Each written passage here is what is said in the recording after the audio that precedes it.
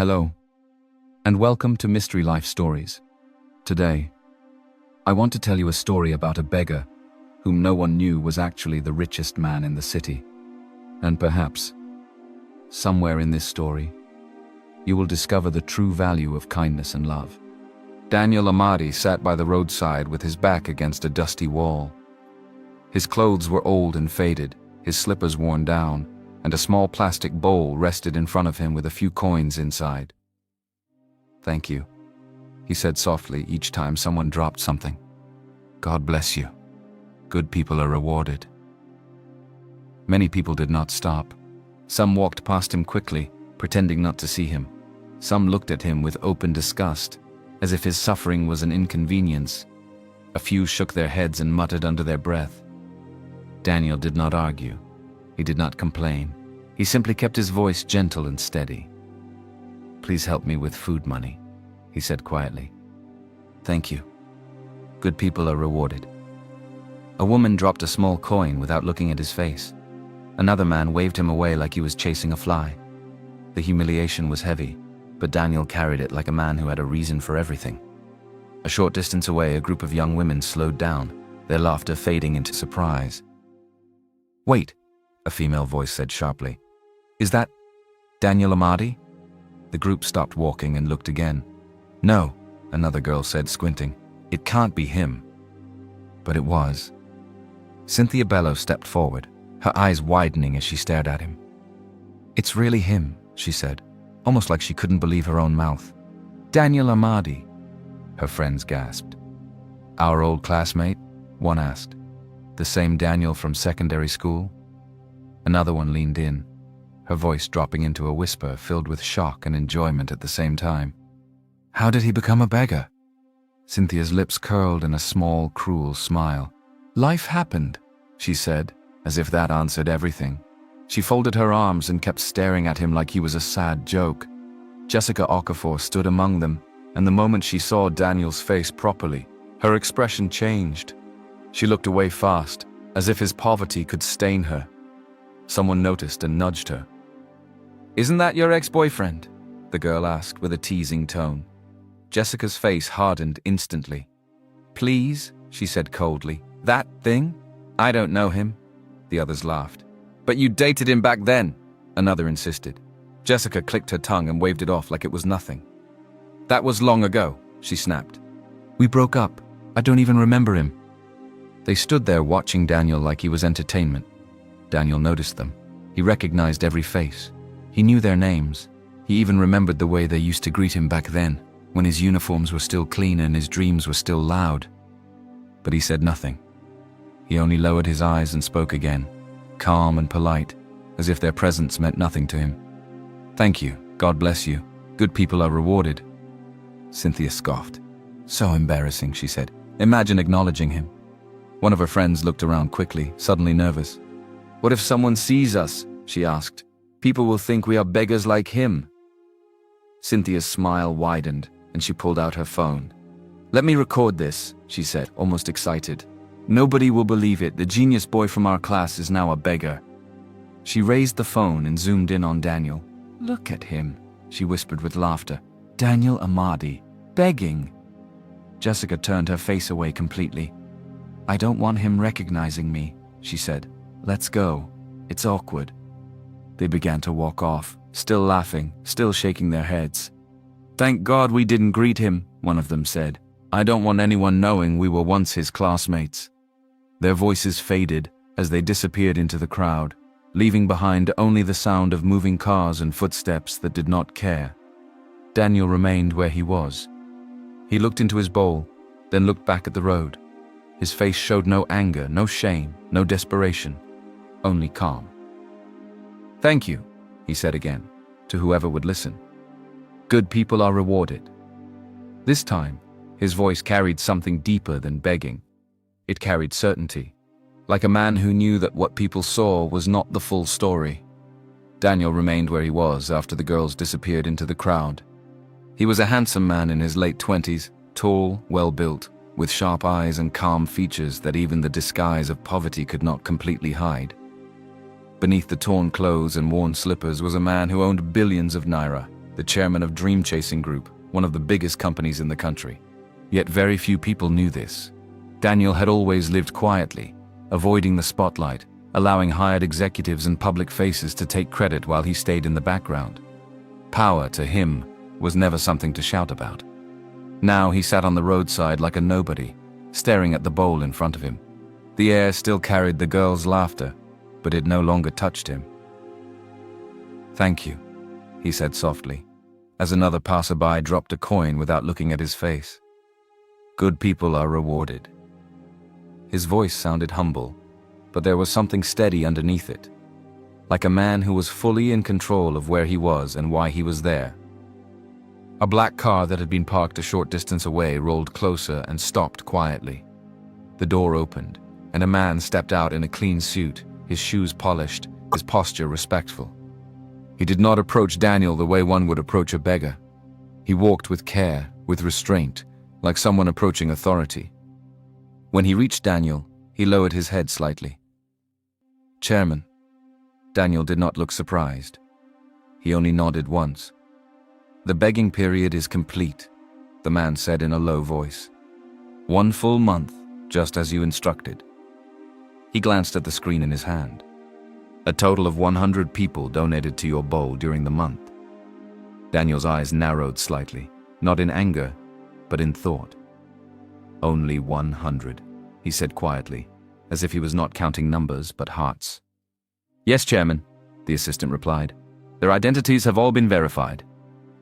Daniel tapped his fingers lightly against his knee. "Pull out their full details," he said. "Names, contacts, background struggles. I want to know who they are." "Yes, Chairman." "Prepare the support plan," Daniel added. The assistant hesitated briefly. "How large should the support be, sir?" Daniel answered without pause. "Each of them must receive enough to change their destiny, not token help, real support." The assistant nodded, understanding the weight behind the words. Daniel's voice softened, but his meaning became heavier. "Good people deserve good rewards," he said calmly. "Anyone who can show kindness to someone they believe is nothing has something rare inside them. Those are the people we invest in." The assistant nodded again, clearly moved. Then he remembered his duty. "Chairman, the annual Wealth Summit has begun. The guests are already arriving. Should we return to the company now so you can host it?" Daniel stood up slowly, lifting the bowl and looking at the coins inside, not as money, but as proof. "You go first," he said. "I'll come later." "Yes, Chairman." The assistant stepped back and returned to the car. Daniel turned and began to walk away from the wall, like a man leaving a role he had played long enough. He had not gone far when a female voice stopped him. "Daniel?" He turned. A young woman stood a few steps away, holding her handbag close to her side. Her eyes were wide with shock, moving between his face and his appearance, as if she was struggling to understand what she was seeing. She was beautiful in a quiet, natural way, with calm features and gentle eyes that carried curiosity more than judgment. Her name was Felicia Adeyemi. They had gone to the same school years ago, but they were never close. They had never really spoken, beyond passing greetings. Daniel had always been busy with his own life, and Felicia had kept to herself. Still, he remembered her. She had always stood out without trying. "What are you doing here?" she asked, her voice low and confused. "Why are you like this?" Daniel looked at her steadily. "I was called to work at Dream Chasing Group," Felicia continued quickly, as if she needed to explain herself. "They told me to report immediately. Then I saw you and I couldn't believe it." She paused, then asked softly, "Daniel, why are you begging? You used to do business. People said you were trying to build something." Daniel met her eyes. He could have ended everything with one sentence, but he didn't. "My business failed," he said simply. Felicia stared at him, her eyes drifting to the bowl in his hand, then back to his face. She looked like someone who had just seen a story take a turn she never expected. And without knowing it, she had just stepped into the part of Daniel Amadi's life that would change everything. Felicia stood in front of Daniel with her eyes fixed on him, still struggling to match the man she remembered from school, with the man standing in worn clothes beside the roadside. Her chest tightened in a way she didn't expect. It was not just shock. It was pain, too. The kind of pain that comes when you see someone reduced, and you wish you could rewrite the moment. She looked at the bowl in his hand, then at his face again, and her voice softened. "I'm sorry," she said quietly, like she didn't know what else to say. "I wish you didn't have to go through all this." She didn't question him further. She didn't ask for explanations or proof. Something in her simply refused to leave him there like that, like a forgotten thing on the street. Daniel watched her closely, carefully, and guardedly. He had seen different kinds of people during the past month. People who tossed coins with pride, people who ignored him with disgust, and people who mocked him openly. But the way Felicia looked at him now was different. It carried concern, it carried respect, and that unsettled him more than insults ever could. He swallowed once, then asked in a low voice, almost like he didn't want to hear the answer, "Do you dislike me now?" Felicia's brows pulled together. "Dislike you?" she repeated, genuinely surprised. "Daniel, you didn't dislike me back in school, though we didn't interact much. Why would I dislike you now?" She paused, her fingers tightening around the strap of her bag. Then she took a breath, like she was about to step into something she had avoided for years. "I always admired you," she said. "Even when we weren't close. You were quiet, but you carried yourself like someone who had a plan. I used to notice that." Her voice dropped lower. "And I won't lie. I liked you. I just never thought you would ever look in my direction." Daniel stared at her. The street noise around them continued. Cars, footsteps, voices. But for a second, it felt like all of it moved far away. A beautiful young woman was standing in front of him, saying she had admired him, saying she liked him, while he looked like a man with nothing. He had heard fake sympathy for a month. He had heard people talk down on him like he was dirt. But this confession sounded too honest to be true. "You don't mind?" he asked, his voice careful. "Even now?" Felicia shook her head. "If you will have me," she said simply. "I don't mind." Daniel's throat tightened. He didn't know why her words hit him like that. Maybe because he knew he wasn't truly poor, yet he had seen how people treated a man they believed was poor. He had watched the world reveal itself, and right now, this woman was revealing something else, something rare. Felicia stepped closer. "You can't stay here," she said firmly, as she had already decided. "I can't just leave you on the street." Daniel hesitated, but she didn't wait for him to agree. She reached out and took his hand, holding it with a warmth that felt almost too intimate for two people who had barely spoken in school. Her grip wasn't weak or uncertain, it was steady, protective, like she meant it. As she led him away from the roadside, some people nearby turned to stare. Two women standing close to a kiosk whispered loudly on purpose, the way people whisper when they want to be heard. "That girl is very beautiful," one said, her eyes scanning Felicia from head to toe. "But her eyes are not good. She chose a beggar." The other laughed. "Maybe she doesn't know what she's doing." Felicia heard them. She stopped and turned, still holding Daniel's hand. Her face was calm, but her voice came out clear. "So what if he's a beggar?" she said. "I like him." The woman blinked, surprised that she answered them. Felicia continued, not shouting, not insulting them back, just speaking like someone correcting a wrong. "Life can happen to anyone," she said. "It doesn't mean they deserve to be mocked. Some of you are one bad day away from sitting where he's Saturday, so be careful how you laugh at people." One of them scoffed, but it lacked confidence now. Another looked away, suddenly uncomfortable. Felicia lifted her chin slightly. "We're getting married soon," she added, not even thinking twice about saying it, like she was defending something she already claimed. The women laughed again, but weaker this time, and they backed off, no longer bold enough to keep talking. Felicia turned and continued walking with Daniel. Daniel looked down at the hand she was holding and felt something he hadn't felt in a long time, something close to disbelief. He kept his face neutral, but inside his thoughts moved quietly. "This woman is so good to me. How will I repay her?" And as he walked beside her, he realized that this test had already given him more than results. It had shown him a heart he never expected to find. Felicia led Daniel by the hand until the noise of the roadside faded behind them. Daniel walked quietly beside her, still looking like a man the world had thrown away, but his mind was busy. He kept remembering the way she stood up for him without fear, the way she spoke like his dignity still mattered. When they finally reached her apartment building and climbed the stairs, Felicia opened her door and stepped aside for him to enter first. The space was small but warm, clean, and lived in. A cozy apartment with soft light, neat curtains, and the faint smell of fresh soap. It wasn't rich, but it was peaceful, the kind of place that felt safe. Daniel stood in the middle of the living room for a moment, unsure of where to place himself, as if he didn't want to dirty anything with his presence. Felicia noticed and spoke gently. "Sit," she said, pointing to the couch. "You're not a stranger here." Then she added, "You need to bathe. You can use the bathroom. I'll bring you a towel." She disappeared briefly, returned with a towel and a pair of clean slippers, then looked at him again, her eyes soft. "Please," she said, "go and wash up. I'll step out and buy you clothes." Daniel's brows lifted slightly. "You'll buy me clothes?" Felicia nodded like it was the most normal thing in the world. "Yes," she said simply. "You can't stay in those clothes." She didn't wait for him to argue. She picked up her bag and headed for the door. "I'll be back soon," she added, and left. The moment the door clicked shut, the apartment became quiet. Daniel waited. He listened. He made sure there was no sound outside her door, no chance she was still standing there. Only then did his face change slightly.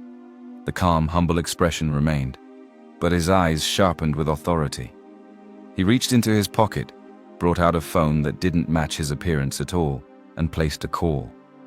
His voice dropped into a low, controlled tone. "It's me." On the other end, someone responded instantly, alert and respectful. Daniel spoke without wasting time.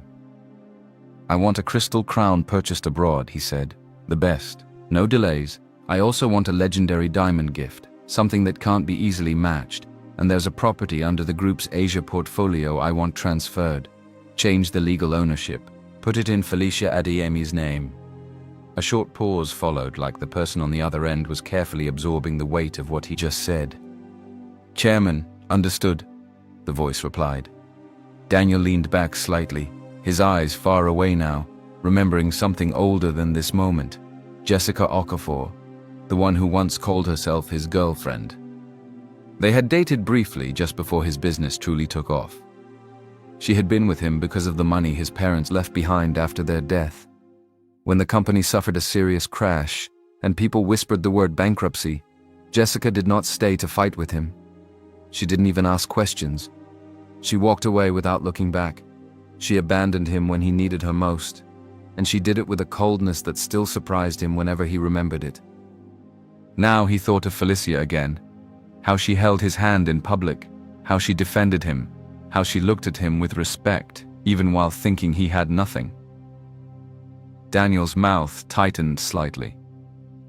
"Prepare everything," he told his team, voice steady. "The wedding will proceed, and when it happens, it will shock everyone." He ended the call, placed the phone away, and his face returned to the quiet, helpless look the world expected. Then he went into the bathroom and turned on the shower. The next day came quickly, and with it came Felicia's quiet determination. She returned from the market carrying a bag that looked too heavy for what it should have been. When Daniel came out to meet her, freshly bathed and looking cleaner, she placed the bag on the couch and began pulling out the clothes with a small smile. It was a full outfit, simple but clearly expensive, the kind of brand people respected without even asking the price. Daniel touched the fabric and pretended to be shocked. "This brand is costly," he said carefully. Felicia shrugged lightly. "You must dress well," she replied. "You're the groom." Daniel looked at her. "The groom?" he repeated. Felicia nodded, as the decision had already been made in her heart. "Yes," she said. "You're not walking out there looking like someone the world can spit on again." Daniel didn't respond. He only watched her because there was something painful and beautiful in the way she spoke, like she had already accepted him as hers. Then Felicia sat down and reached into her handbag. She brought out a thick bundle wrapped neatly, the kind of bundle that made a room suddenly feel serious. She placed it in his hands. Daniel's eyes dropped to it. "What is this?" he asked, though he already knew. 1 million naira, Felicia said quietly. My savings. Daniel's fingers tightened instinctively. Felicia, no. She held his gaze. It's for the wedding, she said. Logistics, transport, settling family introductions. You know how these things are. I don't want you to go and be embarrassed again. Daniel shook his head immediately and tried to push it back to her. I can't take this, he said. Pride rose in his voice despite himself. It's too much. Felicia pushed it back into his palm, firmer this time. You will soon be my husband, she said. If I don't help you, who will? Daniel stared at her, silent. Felicia's voice softened again, turning gentle. Life has ups and downs, she continued. I believe you will succeed again. I don't know how, I don't know when, but I believe it. And when that day comes, I will be happy that I didn't abandon you when you were down. Daniel looked away for a moment because something in his chest felt tight. He had spent a month watching how people behaved when they thought a man had nothing. He expected pity, mockery, or selfish kindness that wanted something in return. What he did not expect was this, someone pouring out her own future into his hands without fear. He looked back at Felicia and forced his voice to stay calm. You don't understand what you're doing, he said quietly. Felicia nodded once. I understand, she answered. I'm choosing you. And Daniel Amadi, the chairman the country barely knew, sat there holding 1 million naira from a woman who believed he was a poor beggar. And he knew with certainty that he would spend the rest of his life repaying the kind of love that money could never buy. Daniel still held the bundle of money in his hands, as if it were something fragile. 1 million naira. Not because he needed it, but because of what it represented. Felicia was looking at him with quiet faith, the kind that didn't ask too many questions, the kind that simply stayed. He breathed in slowly, then reached for her hand and held it, not as a test anymore, but as a promise. Felicia, he said softly, I will marry you with my whole heart. Felicia's eyes searched his face, like she was checking if he meant it. Daniel didn't flinch. His voice remained steady. You have given me more than money, he continued. You have given me respect. You have given me hope. I will make you the happiest woman. Felicia's lips trembled slightly, but she forced a small smile. Just be honest with me, she said. That's all I want. Before Daniel could reply, his phone buzzed. He glanced at the screen and answered immediately. Chairman, his assistant's voice came through, urgent but controlled. The annual wealth summit has already started. All the industry leaders are present. They are waiting for you. Daniel's face changed slightly. Not panic, but pressure. The kind a man carries when he has responsibilities bigger than himself. He lowered the phone and looked at Felicia. I have to step out briefly, he said. But the wedding is still in 2 days. Nothing changes. Felicia studied him for a moment. She noticed the rush in his movements, the tightness around his eyes, the way he was trying to keep himself calm. She moved closer and touched his arm gently. Daniel, she said quietly, don't hide anything from me, no matter what it is. We face it together. Daniel held her gaze, and for a second, the weight in his chest lifted. He nodded slowly. Okay, he replied, keeping his voice soft. Together. Felicia walked him to the door. She watched him leave, still dressed like a man the world would ignore. And she stood there for a moment after the door shut, unsure why her heart felt both full and anxious at the same time. Daniel entered his waiting car and the door closed behind him. The moment the car pulled away, his assistant turned slightly from the front seat. Chairman, are you ready? Daniel's eyes were calm again. Yes, he said. Let's go. Soon he arrived at the venue of the annual Wealth Summit, private, heavily guarded hall where power sat comfortably. The kind of place that didn't welcome noise, only influence. Inside were the richest men and women across Africa, the 1% of the 1%, people whose signatures could move markets, whose decisions could affect millions without them even standing up from their seats. They wore expensive clothes and calm faces, but their eyes were sharp, trained by years of holding wealth. The moment Daniel walked in, the entire room shifted. Men who never bowed to anyone stood up. Women who ruled empires stood it in respect. Conversations died down like someone muted the world. God of wealth, someone said with reverence. Welcome, God of wealth. God of wealth has arrived.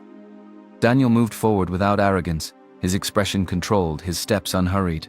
He took his seat at the front like a man who had always belonged there. One after another, the tycoons greeted him, not with pride, but with gratitude. "Chairman," one of them said, voice thick with emotion, 10 years have passed so quickly. If not for you, I would not be where I am today." Another nodded quickly. "You gave us a chance when nobody believed in us. You opened doors we didn't even know existed."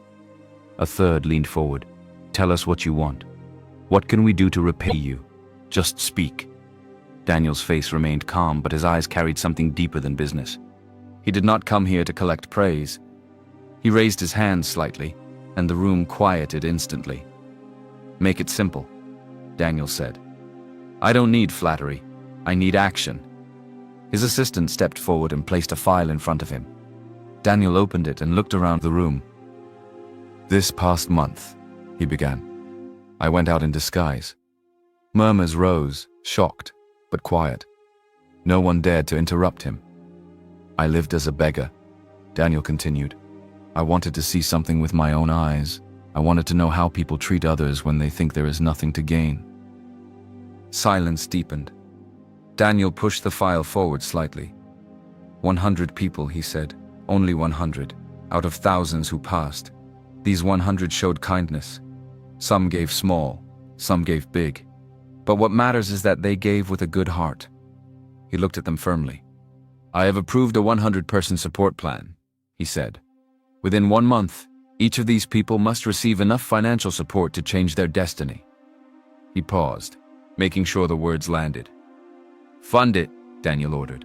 "Quickly, no excuses, no delays." Immediately, heads nodded all around the room. "God of Wealth, don't worry," one man said. "We will do it." "Yes," another added. "We will execute it with speed." A woman at the side spoke with emotion. "Chairman, you are the reason we still believe kindness matters." Daniel's gaze did not soften, but his voice became quieter, heavier. "Good people deserve good rewards," he said. "That is the only reason wealth is meaningful in the first place." And as the richest people in Africa sat before him, ready to carry out his instructions, Daniel Amadi's mind drifted back to Felicia, back to the 1 million naira in his hand, back to the way she said we face it together. He had come to the summit as the god of wealth, but in his heart he had already chosen the one person he wanted to kneel before, not with money, but with love. He lifted his eyes and spoke again. "There is something else," he said. The room leaned in. "I'm getting married in 2 days." A wave of surprise moved through the hall. Some eyes widened, some faces lit up with excitement like children who had just heard good news from someone they respected deeply. "Chairman is getting married? Our god of wealth is getting married?" Almost immediately, voices rose in the same direction, full of eagerness. "Please allow us to attend," one tycoon said quickly. "We beg you." "Yes," another added. "Marriage is a major event in your life. You have done so much for us. Let us witness this one thing." Daniel's expression didn't change, but he raised a hand slightly to calm the room. "No," he said at first, firm and simple. "It's not that I don't value you, but my bride is simple." He chose his words carefully. "She hasn't seen much of the world. You people are giants. The car kings, real estate kings, industry leaders. Your presence alone can shake the economy. If you come, the media will follow. Attention will rise and my identity may be exposed." They exchanged looks, unwilling to accept his refusal. "Chairman," a woman said softly, "then we will come as ordinary people." "Yes," another man agreed immediately. "No suits, no bodyguards, no loud displays. We will blend in." A third leaned forward. "Even if you don't let us sit as guests, let us stand behind. Let us run errands. Let us carry chairs if we have to. We just want to be there." Daniel looked at them for a long moment. It wasn't pride that held him back. It was caution. He had kept a low profile for a reason. He had built a multi-billion naira empire while staying in the shadows, letting the company's public faces be known while he remained almost invisible. If they attended carelessly, everything could break open. He finally nodded once. "All right," he said. "You may attend, Relief spread across their faces instantly. "But," Daniel added, his voice turning sharp with warning, "there is one strict rule. You do not expose me. Not for jokes, not for praise, not for anything." His eyes moved slowly across them. "Do not reveal that I am the chairman. Do not reveal that I am the world's richest man. If anyone breaks that rule, you will ruin my wedding, and you will answer to me." Every head nodded quickly. "Yes, Chairman. We understand. We will keep it hidden." Daniel leaned back slightly, satisfied. "Good," he said. "Then it is settled." While that hall of power made plans to pretend to be ordinary, Felicia was in another place entirely, one filled with family noise and simple excitement. She returned home later that day with her heart beating fast. Her mother was in the living room folding clothes when Felicia walked in. "Mummy," Felicia said, trying to keep her voice steady, "I have something to tell you." Her mother looked up immediately. "What is it?" Felicia hesitated for a second, then said it. "I'm getting married in 2 days." Her mother froze. "What?" Felicia nodded. 2 days. For a moment, her mother looked like someone trying to process an unexpected dream. Then her face broke into a wide smile. "Married?" she shouted, standing up. "Felicia, you want to kill me with shock?" Felicia laughed nervously. "I know it's sudden." "Sudden?" her mother repeated, half laughing, half complaining. 2 days? 2 days? Is it water you people are using to plan marriage now?" But even as she complained, her happiness was obvious. She pulled Felicia closer, touched her face, and smiled like she was seeing her daughter for the first time. "Ah, my daughter is beautiful," she said with pride. "God has done it." Then she remembered herself and began to speak like a mother who had been waiting for this day. "Listen to me," she said, lowering her voice. "When you reach your husband's house, you must be respectful. You must be virtuous. You must be patient. Marriage is not a playground." Felicia nodded gently. "I understand, Mummy." Her mother sighed, still smiling. "Even though the notice is short, we will do it," she said, already mentally arranging what needed to be done. "We will prepare, we will cook, we will invite people, we will not allow shame." Before Felicia could respond, the front door opened with energy, and a familiar voice filled the room. "Mummy, I'm back!" It was Felicia's older sister, Anita. Anita walked in with her bag, then paused when she noticed the strange mood in the room. "Why are you both looking like this?" she asked. "What's going on?" Felicia took a breath. "I'm getting married," she said. Anita blinked. "Married?" she repeated slowly. "Married to who?" Felicia's voice stayed simple. "His name is Daniel Amadi." Anita's brows lifted. "Daniel Amadi," she echoed, trying to place the name. "What does he do? Who is he?" Felicia shook her head slightly.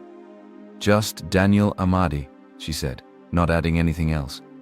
But her mother's eyes shifted as if memory had opened in her mind. "Amadi?" she murmured. "I remember that name." She looked at Felicia. "Isn't that the young man whose father used to run that business before?" She nodded slowly as if the picture was becoming clearer. Yes, I remember. Their family had something going on." Felicia did not correct her. She did not add details. She just stood there, letting her mother's words settle where they would settle. Anita still looked confused, but her mother was already moving like a woman on a mission. "No time," she said, clapping her hands once. "We must start preparations. Anita, go and tell your aunties. Call the family group. Felicia, bring your phone. We must send invitations to friends. Even if it's small, we will do it properly." And just like that, the house filled with movement, wedding talk, phone calls, lists, and the loud, sweet stress of joy. While far away, powerful people were preparing to hide their wealth and step into a simple wedding, for the sake of a woman who still believed she was marrying a poor man. The house was still buzzing with movement. Phones were ringing, names were being written down. Anita was already calling relatives and sending quick messages to family friends. Mrs. Adeyemi kept moving from one corner of the living room to another, complaining about the short notice while still smiling as she planned food, clothes, and everything that would make the wedding look proper. Felicia stood in the middle of it all, quiet but steady, letting the noise wash over her while her mind stayed on Daniel. That same afternoon, a message landed on Cynthia Bellows' phone. She read it once. Then she read it again, her lips stretching into a grin that wasn't happy at all. "You people," she called out to her friend immediately. "Guess what?" They gathered around her. "She's getting married," Cynthia said, eyes shining with mischief. "Felicia Adeyemi. And you know who the groom is?" "Who?" someone asked. Cynthia laughed. "Daniel Amadi." The girls froze for half a second, then erupted. "Daniel? That Daniel? The beggar? The one we saw on the street?" Cynthia's laughter grew louder. "Exactly. So she's really serious. She wants to marry that beggar. I didn't even know they were dating." One of her friends shook her head. "We have to go there. This is not something you keep quiet about." Cynthia lifted her phone. "Don't worry," she said. "I have evidence." Before long, Cynthia and her friends were at the Adeyemi family's home, arriving with the kind of fake concern that still carried excitement underneath it. They greeted loudly and entered like they had urgent news. Mrs. Adeyemi was the first to face them. "Cynthia?" she said, surprised. "What brings you here?" Cynthia made her voice sound serious. "Auntie, we came because we can't pretend we didn't know," she said. "It's about Felicia's wedding." At the sound of that, Anita stepped closer. Felicia's heart tightened slightly, like her spirit already sensed trouble. Mrs. Adeyemi's smile faded. "What about the wedding?" she asked cautiously. Cynthia looked at Felicia and then back at Mrs. Adeyemi. "Auntie," she said, "do you know that Daniel Amadi is a beggar?" The room went still. "What? Which Daniel?" Mrs. Adeyemi asked sharply, like she didn't hear well. "The same one Felicia wants to marry. He is a street beggar," Cynthia repeated, louder now. "We saw him with our own eyes. He was on the roadside begging for food money." Mrs. Adeyemi's face drained. "No?" she said, shaking her head. "That can't be true." Cynthia didn't argue. She simply lifted her phone. "We even recorded it," she said, "because we were shocked. Auntie, see?" She pressed play. The video showed Daniel sitting by the roadside, dressed like a homeless man, repeating blessings, thanking people, and asking politely for food money. It captured everything. The bowl, the torn look, the way people ignored him. It was clear enough to break any doubt. Mrs. Adeyemi's hand flew to her chest. "Jesus," she gasped. Then her voice rose. "Thank God she hasn't married him yet." She turned sharply to look at Felicia. "Felicia," she called, her voice shaking with panic and anger. "Is this true?" Felicia didn't flinch. "Yes, Mummy," she said quietly. "It's him." Mrs. Adeyemi staggered back like she had been slapped. "So you knew?" she cried. "You knew and you still came to tell me you are marrying in 2 days?" Felicia nodded. "I knew." Mrs. Adeyemi's face twisted in disbelief. "Ah!" she shouted. "This is why I said this wedding is too rushed. I agreed because I thought you had found a rich man. I didn't know you hadn't found a rich man, haven't even found a poor man. But a street beggar." She hit her palm against her thigh in frustration. "Is that how madness starts?" "Mummy," Felicia tried to speak. "Shut up," Mrs. Adeyemi snapped, then turned toward Anita like she needed backup. "Anita, do you hear this? This wedding must be cancelled immediately." Anita's eyes were wide. "Felicia, is it true?" she asked, stunned. Felicia nodded again, steady. "Yes, but I'm still marrying him." Mrs. Adeyemi's mouth fell open. "You're still marrying him?" she repeated, like the words tasted bitter. "No, over my dead body." She pointed toward the door as if she could point the entire matter away. "Cancel everything. Call the people. Stop cooking. Stop invitations. Stop all of it." Then she faced Felicia fully, voice rising higher. "And that beggar must not come here. Do you hear me? He must not come. I will not allow a street beggar to enter this house and marry my daughter." Felicia stepped forward, her voice firm but emotional. "Mummy, no," she said. "The wedding will not be cancelled." The room froze again. Mrs. Adeyemi stared at her like she didn't recognize her child. "What did you say?" Felicia's eyes were wet now, but she didn't back down. "I said the wedding must happen," she repeated. "I love him. He is kind. He is still a human being. If he is down today, it doesn't mean he will be down forever. We can build together." Mrs. Adeyemi let out a bitter laugh. "Build together?" she shouted. "With a street beggar? Felicia, You don't even know what you are talking about. Felicia shook her head slowly. I know what I'm saying, she replied. I don't care if he is a beggar. I cannot throw him away because life has touched him. I won't be like people who mock him. Mrs. Adeyemi's voice cut through the room like a knife. You are crazy, she yelled. Do you want this village to finish us with gossip? Do you want people to laugh at your late father's name? Your father worked hard and died with dignity, and you want to drag our family into shame. Felicia flinched at the mention of her father, but she still held her ground. Daddy would want me to choose kindness, she said, voice trembling. Daniel has been good to me, Mummy. Cynthia and her friends exchanged looks, satisfied, like this drama was exactly what they came for. Mrs. Adeyemi wasn't listening anymore. Her fear had turned into full anger. Kindness doesn't feed a home, she shouted. Love doesn't buy food. Felicia, you will not do this rubbish under my roof. Anita stepped forward, trying to calm her mother. Mummy, calm down. No, Anita, Mrs. Adeyemi snapped. This must stop now. She must not marry him. Then, as if remembering something she had been holding in her back pocket, Mrs. Adeyemi's face changed. She pointed at Felicia again, but this time her voice became sharp and strategic. Since you want to marry so badly, she said, I have an option for you. Felicia's brows pulled together. What option? Mrs. Adeyemi lifted her chin. Kelvin, she said. Kelvin Ken Barmedella, the son of a rich man. He has been asking for your hand. He wants you, and he is ready. If you must marry, you will marry Ken. Felicia stared at her mother in disbelief, her heart sinking as she realized her mother wasn't just rejecting Daniel, she was already trying to replace him. And in that tense living room, with Cynthia watching like it was a show, Felicia stood between love and family shame, knowing that whatever she chose next would change her life forever. The moment Cynthia and her friends finally left, the house fell into a strange kind of silence. It wasn't peaceful. It was the silence that comes after shouting, after embarrassment, after fear has entered a home and refused to leave. Mrs. Adeyemi sat down hard on the couch as if her legs could no longer carry the weight of what she had just heard. Her face was tight with anger, but her eyes were also restless, like she was already planning something. Felicia stood near the wall, her chest rising and falling slowly. She felt tired, not in her body, but in her spirit. She had defended Daniel, defended her choice, defended love itself, yet she still felt like she was standing alone. Anita moved closer to her, her voice suddenly soft. Felicia, she said gently, don't worry. Felicia turned, hope flickering in her eyes. Anita. Anita touched her arm like a caring sister. I understand you, she said. And I know Mummy is just angry because she's scared of what people will say. But leave it to me. I will talk to her. I will convince her.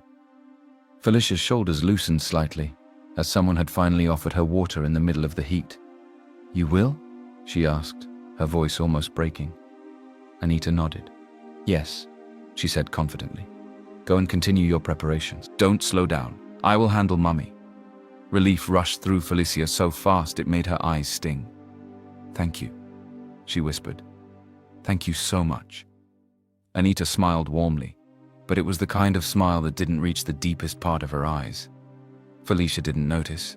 She was too grateful, too desperate to hold on to anything that looked like support. She hurried to her room, already thinking of what still needed to be done. Her dress, the food arrangements, the small things that would make the wedding feel real. In her heart, she kept repeating one thing: Daniel will come. Daniel will come. In the living room, Anita turned and faced their mother. Mrs. Adeyemi's voice dropped into a quiet, dangerous tone. Did you see her stubbornness? She asked. Anita nodded. I saw it. Mrs. Adeyemi's jaw tightened. Then you know we cannot allow this nonsense. Anita leaned closer. Mummy, don't worry, she said. Leave it to me. Mrs. Adeyemi exhaled sharply and stood up. She reached for her phone first, pressed it, then frowned. Ah, she said quickly. My phone has died. Anita's eyes shifted toward the hallway. Grace. Sorry, Felicia's phone is in her bag, she said. Mrs. Adeyemi nodded once, already moving with purpose. When Felicia returned briefly to the living room to grab something, her mother called her sweetly, too sweetly. Felicia, Mrs. Adeyemi said, forcing a calm voice. My phone is dead. Give me your phone. I need to make 1 or 2 calls about the wedding. Felicia didn't suspect anything. She only hesitated because of the earlier argument. But Anita quickly added, "Give her, Felicia. Let's just settle everything." Felicia handed the phone over. Mrs. Adeyemi held it, then turned slightly away, as if she was about to call someone harmless. Her fingers moved quickly across the screen. She didn't call a caterer. She didn't call an auntie. She searched and tapped the name she wanted. Daniel. The line rang. Daniel answered. "Hello?" His voice came through, calm but alert. Mrs. Adeyemi changed her tone immediately. She spoke as if she were doing him a favor. "Daniel," she said, voice cold. "This is Grace's mother." Daniel paused. "Ma," he replied politely. "Good afternoon." Mrs. Adeyemi didn't return the greeting. "I'm calling to tell you something," she said. "Grace doesn't want to marry you anymore." Daniel's world went still. "What?" he asked, the single word full of shock.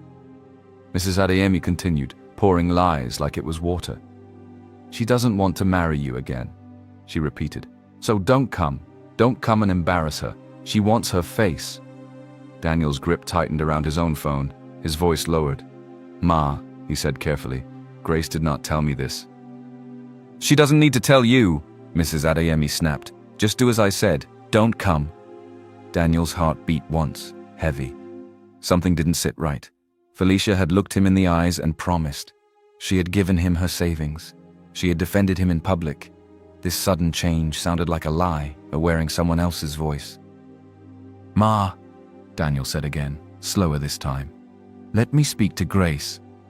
Mrs. Adeyemi's eyes narrowed. "She doesn't want to speak to you," she said immediately, "and she will not take your call. Don't disturb her." Then she ended the call. For a second, the living room felt like it was holding its breath. Mrs. Adeyemi looked at Anita.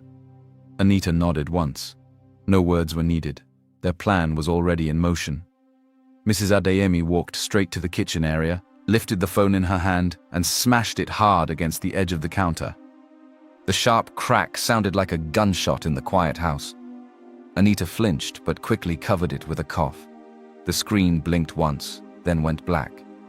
Mrs. Adeyemi stared at the broken phone as if she had just solved a problem. "Now," she muttered. "She can't call him." Anita nodded again, her face calm. "She won't even be able to ask questions," she said softly. In Daniel's car, far away from that house, he stared at his phone after the call ended. His face was calm, but his eyes had turned colder. "Grace doesn't want to marry you anymore." It didn't make sense. Not with what he had seen. Not with what she had done. And for the first time since he began his 1-month test, Daniel felt something close to real anger rise in his chest. Not because he was being rejected, but because he was being lied to. He leaned back slightly, voice low as he spoke to himself. "Something is wrong," he said. And deep inside him, the chairman of Dream Chasing Group was already preparing to go and find out exactly what it was. He sat back in the car, staring at the phone in his hanasuke. It had betrayed him. The call had ended, but his mind was still inside it. Inside the strange coldness in Mrs. Adeyemi's voice. Inside the lie that didn't sound like Felicia at all. He tried the number again. It didn't go through. He tried again. Nothing. A slow breath left his chest. He didn't panic, but something in him settled into a firm decision. "No," he said quietly. "I'm going." His assistant, sitting close by, glanced at him. "Chairman." Daniel's eyes were steady. "I'm going to pay her bride price," he said. "If she doesn't want me, I will hear it from her mouth." "But Mom already warned." Daniel's voice hardened. "Let her warn. I'm not marrying her mother. I'm marrying her." His assistant lowered his head, respectful. "Understood." Still, as protocol demanded, a message was sent ahead that Daniel was insisting on coming. Because even disguised, his team moved with order. And in the Adeyemi house, that message reached Mrs. Adeyemi like fuel on fire. Mrs. Adeyemi stood up sharply. "So that beggar still has a mouth," she snapped. "He still wants to come here." Anita's eyes widened slightly, but she quickly covered it with a scoff. "Mummy, he has no shame." Mrs. Adeyemi let out a harsh laugh. Bride price? She repeated loudly. Is it from the money he has been gathering on the streets? The coins people throw into his bowl? Is that the bride price he wants to pay in my house? She waved her hand with disgust. I don't want his beggar money. Her face was tight now, pride rising like a storm. She felt insulted, not just because Daniel was poor, but because he dared to insist. In her mind, his persistence was not love, it was audacity. Call the boys, she ordered. Anita hesitated. Which boys? The local tough men, Mrs. Adeyemi said, voice sharp. Let them guard the entrance. If he tries to set foot inside, they should drive him away. Do you hear me? Drive him away. Anita nodded quickly and made the call. Within a short time, several men gathered at the entrance leading into the area, standing with the posture of people paid to be cruel. Some held sticks, some held tools they used on farms and in workshops. They laughed among themselves as they waited, eager for drama. Back on the road, Daniel's convoy moved quietly. To anyone watching from outside, it didn't look like a billionaire's movement at all. The cars were decent, but not flashy. Everything had been planned that way. Daniel sat in front like a simple man going to a wedding, dressed plain, face calm. Behind him were the tycoon friends who had begged to attend, now dressed like ordinary people, blending into the background just as they promised. No designer suits, no loud jewelry, no proud swagger. They looked like humble guests going to support a groom. Daniel had warned them again before they set out. Remember, he had said, eyes firm. Felicia doesn't know. Do not expose anything. Do not ruin this for me. They had all agreed. Now, as the road stretched ahead, the air felt tense, like something ugly was waiting. And it was. Not far ahead, voice suddenly rose. Stop there. The convoy slowed. Men stepped into the road, blocking them. Their faces were hard. Their mouths were loose. Their eyes were already full of judgment. One of them pointed at Daniel's car and shouted, So it's you. Another laughed, loud and mocking. Beggar dressed like a dog. A third spat on the ground. Toad wants swan meat, he said, reaching more than he deserves. Daniel's assistant stiffened beside him. One of the men behind, one of Daniel's guards, shifted his body slightly, prepared to act. Daniel lifted a hand immediately. Nobody moves, he said quietly. The car door opened and Daniel stepped out. He did not raise his voice. He did not threaten. He simply stood there, calm, like a man trying to solve a problem with dignity. Good afternoon, he said. They laughed harder, like his greeting was a joke. What afternoon? One of them barked. We don't greet beggars here. Daniel's eyes stayed steady. I'm not here to fight, he said. I only came because I have an engagement with the Adeyemi family. At the mention of the family name, one of the men snorted. Engagement? He repeated. You? A beggar? Daniel nodded once. Yes, he said. I'm supposed to marry Felicia. The men burst into loud, mocking laughter. Marry? One shouted. You want to marry a fine girl like that? Another lifted his stick slightly. Olga, just turn back, he warned, before you go home with an injury. Daniel's voice remained controlled. I'm not forcing anyone, he said. I only want to understand why. I haven't been able to reach Felicia. Her mother called me and said she doesn't want to marry me. That is not what Felicia told me, so I want to hear her refusal by herself. The leader of the men stepped closer. You want an explanation? He mocked. The explanation is simple. She doesn't want to marry a beggar, that's all. Daniel shook his head slightly. I still want to hear it from her, he repeated. Please make way. The men's faces hardened. Tools lifted. The mood changed from mockery to threat. Behind Daniel, his guards moved slightly, even the tycoons traveling with him. Men who were used to boardrooms and quiet power felt their anger rise. One of them stepped forward instinctively, eyes narrowing. Daniel's hand rose again. Stop, he said firmly without turning. No violence. His assistant leaned closer. Chairman, their behavior, I said no violence, Daniel repeated, his voice low but final. Then Daniel reached into his pocket and brought out thick envelopes. Cash gifts. He held them up calmly. I don't want trouble, he said. Please, take this.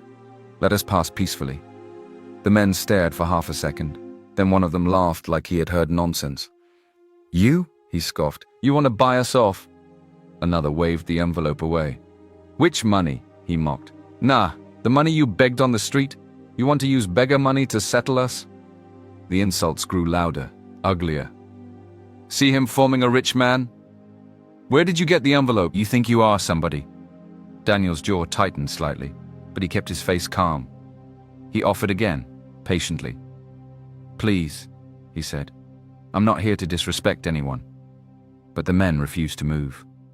Instead, they stepped closer, surrounding him with the confidence of people who believed they could humiliate him without consequences. They continued to mock him, calling him names, acting like his life was already decided because of how he looked. Daniel stood in the middle of their cruelty, quiet and steady. He had disguised himself to test people's hearts. But now, as the insults hit him from every side, he realized this was no longer a test. This was war against love, fought with pride, gossip, and cruelty. And even though he still refused to let his people retaliate, something in Daniel's eyes had changed. Because the chairman could tolerate being mocked, but he could not tolerate anyone trying to destroy Felicia's future with lies. He was still standing on the road, surrounded by men whose mouths were louder than their sense. The air was thick with insults. One of them waved a stick close to his chest as if daring him to react.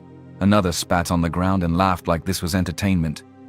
Behind Daniel, his guards were tense. His assistant's jaw was tight. Even the ordinary-looking men traveling with Daniel, men who could buy this entire road without blinking, were struggling to keep calm.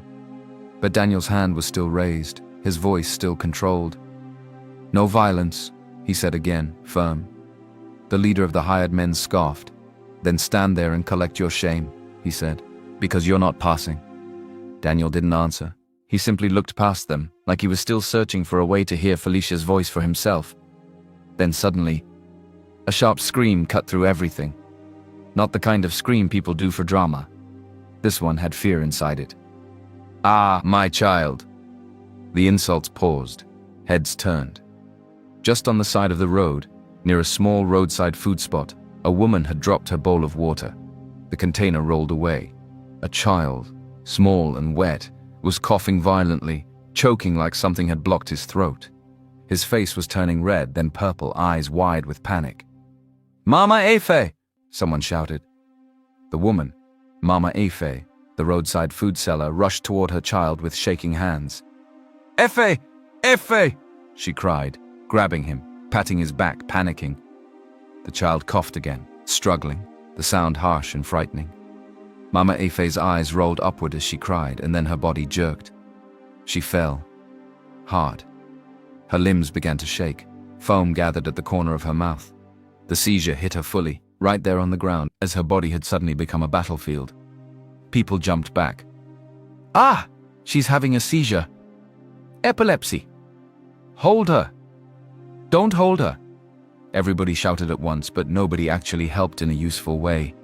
Mama Efe's child began to cry and scream. He dropped to his knees beside her, shaking her arm with small hands. Mummy, Mummy, wake up, he cried. Please, somebody help my mummy. The road that had been full of pride and insults became a messy argument. She needs a hospital. Where is a car? Borrow a car. From who? She will die. Don't put her in my car. Oh. And just like that, the same people who had the energy to insult Daniel suddenly became people who didn't want to be involved. One man shook his head. The hospital is far, he said. Who will carry her? Another waved his hand. Don't bring trouble to yourself. Epilepsy is not your mate. A woman cried. Her child is still choking. The child's cries grew louder. He crawled from person to person, grabbing legs, holding trousers, crying until his face was soaked. Please, help me, my mummy will die, please. One man pushed him away. Leave my leg. Another shouted, I don't want a problem. The boy fell back on the road, still crying, still begging. Daniel watched all of it, his face changing. The insult of a moment ago didn't matter anymore. He stepped forward. His assistant grabbed his arm quickly. Chairman, don't, he whispered. Look at how wicked they are. They just tried to attack you. Daniel's eyes stayed on Mama Efe, shaking on the ground. A life first, he said quietly. His assistant tried again, voice urgent. Sir, we can leave them. They don't deserve... Daniel turned his head slightly and looked at him, not angry, just firm. We are not like them, he said. Then he walked past the thugs and knelt beside Mama Efe, The crowd fell silent in confusion. The beggar they were mocking was now on the ground, sleeves rolled slightly, hands steady like someone who had done this before. Daniel spoke calmly, like he was teaching them without shouting. "Give her space," he ordered. "Nobody should be pulling her." He checked her breathing quickly, watched the seizure pattern, then moved with controlled speed. He adjusted her position carefully so she wouldn't choke on saliva. He instructed one person without even looking up. "Wipe the foam gently," he said. "Don't panic." People stared. Someone whispered, "How does he know this?" Daniel's assistant brought water immediately. Another man in Daniel's convoy pulled out a clean cloth. Daniel kept his focus. He didn't rush like an amateur. He didn't scream like the crowd. He used practical emergency care, steady positioning, airway safety, timed observation, then applied a quick technique to calm the episode and protect her from injury. His hands were firm but careful. The seizure began to slow. Mama Efe's shaking reduced. Her breathing steadied. And then slowly, her eyelids fluttered. "Mummy!" her child screamed, clinging to her. Mama Efe blinked, confused. What happened?" she whispered. "You had a seizure," someone said, shocked. "You almost died." Mama Efe tried to sit up, still weak. Her eyes landed on Daniel and stayed there. "Who is this?" she asked, voice rough. "It's him," her child cried. "He saved you. He saved you." Mama Efe looked at Daniel, truly looked at him, his plain clothes, his calm eyes, the dignity in his face that didn't match the way people had been describing him. She struggled to her feet with help. Then she did something that made the crowd shift uncomfortably. She grabbed Daniel's hand with both of hers. "Thank you," she said, voice trembling. "Thank you, my son." Daniel tried to withdraw politely. "Auntie, it's fine," he said. "No," Mama Efe insisted, tears shining. She turned sharply to the men who had been blocking the road. "All of you!" she shouted. "I saw everything! You were insulting him! You were stopping him like he was an animal!" The men muttered. Some looked away. Mama Efe's voice rose. "This man you were calling a beggar saved my life when you refused to help. If anybody stops him again, you will fight me first." The crowd murmured. People who were shouting before now felt shame crawling up their throats. Even the thugs hesitated. Mama Efe pointed toward the road. "Open the way!" The child joined, voice shaky but bold now. "Yes, open the way! He saved my mummy!" The mood flipped so fast it almost felt unreal. The same mouths that were insulting Daniel now began to praise him. "This young man is a good man. See, kindness. Ah, it's a blessing to marry a man like this." One of the hired tough men scratched his head, suddenly unsure of himself. Another cleared his throat, forcing a fake smile. "Ah, we didn't know," the leader muttered. Mama Efe snapped at him. "You didn't know what? You didn't know you should behave like human beings?" The men began to move aside, slowly at first, then fully clearing the road. Daniel stood up calmly, dusting his hands lightly. His assistant leaned close. "Chairman," he whispered, "should we?" Daniel's eyes stayed forward. "Let's go," he said. And like people who suddenly remembered conscience, the same thugs who had blocked the convoy now began to gesture with forced enthusiasm. "This way, sir. Pass, pass. Please, forgive us." Some even walked ahead, clearing the road as if they had always been on Daniel's side. Daniel didn't respond to their sudden change. He didn't smile. He didn't insult them back. He simply entered the car again, his face calm, his heart heavy with one thought. "Felicia, why are they doing this to you?" The convoy moved forward. And as they drove toward Felicia's house, the villagers around were already whispering a new story, one that sounded very different from the video Cynthia had brought. Now they were saying, "That man is a good man." Now they were saying, "If Felicia marries him, it will be a blessing." And Daniel, still in disguise, rode quietly toward the storm waiting for him, knowing that the biggest battle was not on the road. It was inside the Adeyemi compound.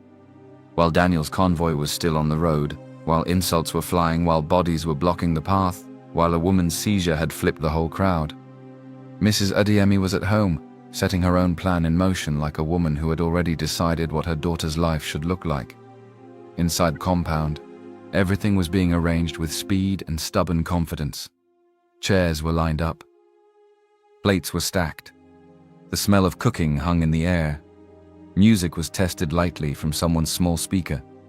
Mrs. Adeyemi moved around like a commander. "Today will not spoil," she kept saying. "Today will not spoil." Anita stood close, nodding and helping, her face wearing that same fake calm she had worn when she told Felicia she would convince their mother. Mrs. Adeyemi clapped her hands at the women in the kitchen. "Add more meat," she instructed. "Kelvin is coming. Rich people don't eat like poor people." Someone laughed. Mrs. Adeyemi smiled proudly. "You people think I'm joking," she said. "Kelvin will bring gifts that will shock this whole area. When he enters here, people will know we are not a family to be joked with." Relatives began to arrive, murmuring excitement. Neighbors came too, drawn by the news that a rich man's son was coming to pick a bride. The gossip that had threatened Mrs. Adeyemi's pride now felt like something she could control, something she could turn into praise. "This is better," a woman said, adjusting her wrapper. "This Kelvin, he is the kind of son-in-law we are talking about." "Yes," another agreed. "Not that other one." Mrs. Adeyemi nodded, enjoying the approval. "That one has already broken off the marriage," she announced loudly for everyone to hear. "He has cancelled it himself." Felicia, standing in the corner, turned sharply. "What?" she asked. Mrs. Adeyemi didn't even blink. "Daniel has broken it off," she repeated. "He won't come again." Felicia's eyes widened. "That is not true," she said quickly, her voice shaking. "Daniel is not like that." Anita stepped in immediately. "Felicia," she said in a warning tone, "enough. Don't start embarrassing us again." Felicia ignored her and faced her mother. "Mummy, let me call him," she insisted. "Give me my phone. Let me call him myself." Mrs. Adeyemi's expression changed slightly, just for a second. Then she lifted her chin like a woman with nothing to hide. "Your phone?" she repeated. "It's gone." Felicia froze. "What do you mean it's gone?" Mrs. Adeyemi waved her hand as if it were nothing. "I broke it," she said. "I smashed it." Felicia stared at her mother, not understanding at first. Then the meaning hit her full, and her body went cold. "You broke my phone?" she whispered. "Yes," Mrs. Adeyemi snapped. "So you won't keep disturbing yourself. And so you won't keep disturbing that beggar." Felicia's breath caught in her throat. Her eyes filled. "Mummy, why would you do that?" she asked, voice breaking. "Why would you destroy my phone?" Mrs. Adeyemi scoffed. "Because you don't have sense," she replied. "And somebody must have sense in this house." Felicia's hands trembled. She looked around the room, at the relatives eating snacks, at neighbors whispering, at Anita standing like a guard watching her. She felt trapped in her own home. But even in that moment, she still shook her head, tears dropping. "Daniel loves me," she said. "He will come for me." Anita laughed softly, not kindly. "Come for you?" she repeated. "With what? With his begging bowl?" Felicia's face hardened. "Don't talk like that," she warned. Anita stepped closer, lowering her voice so it sounded like advice, but it was pressure. "Felicia, open your eyes," she said. "Guests are here. Food is ready. People are waiting. You want them to laugh at us? You want to disgrace us?" Mrs. Adeyemi joined in louder. "You will accept Kelvin," she declared. "If you don't, you will lose this family. I will disown you with my 2 hands." The word disown hit Felicia like a slap. She looked at her mother, searching for softness. She found none. Her chest rose and fell fast. "I don't want Kelvin," she said, voice trembling. "I don't like him." Anita rolled her eyes. "Why?" she asked sharply. "Because he is rich?" Felicia's face twisted with disgust. "Because he makes my skin crawl," she said. "The last time you introduced him, he didn't even hide it. His eyes were moving all over my body, my chest, my legs, like I was food." Anita made a dismissive sound. "That is how men look," she replied. "At least let a rich man look." Felicia stared at her like she was a stranger. Mrs. Adeyemi's patience snapped. "Enough talk," she shouted. "Today you will marry Kelvin. If you like, cry from now till tomorrow. It will not change anything." Felicia backed away slowly. "No," she said, voice firm now. "I won't marry him." Mrs. Adeyemi's eyes flashed. "Then you will be useless in this life," she said bitterly. "And you will leave my house today." Felicia swallowed hard. Mummy. Don't mummy me, Mrs. Adeyemi barked. If you don't cooperate, you are no longer my daughter. Anita's face changed into action. She signaled two female relatives nearby. Help me, she said. Felicia's eyes widened. What are you doing? Before she could step away, hands grabbed her arms. Auntie, leave me, Felicia cried, struggling. Hold her well, Anita ordered, dragging her forward. Felicia fought, but it was hard against many hands. She was pulled toward the inner room where her makeup and outfit were waiting, not like a bride preparing with joy, but like someone being pushed toward a life she didn't choose. Outside, someone shouted, "They are coming!" A new wave of excitement rushed through the compound. Kelvin Ken Bamadel had arrived. The first thing people saw was money. Two young men carried a Ghana must-go bag, heavy and stuffed.